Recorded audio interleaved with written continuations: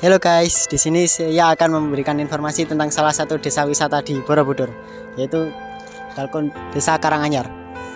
Desa Karanganyar adalah desa yang mengajarkan tentang cara pembuatan gerabah. Dalam video ini kita akan mempelajari tentang cara pembuatan gerabah di Borobudur. Mari ikuti keseruannya.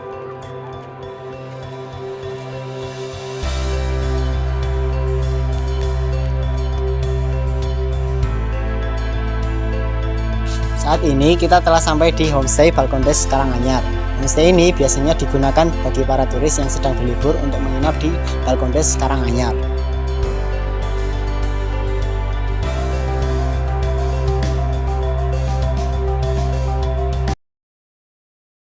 Assalamualaikum warahmatullahi wabarakatuh.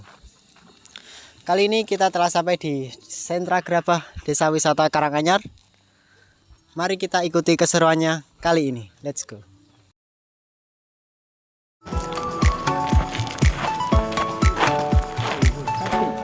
Gimana?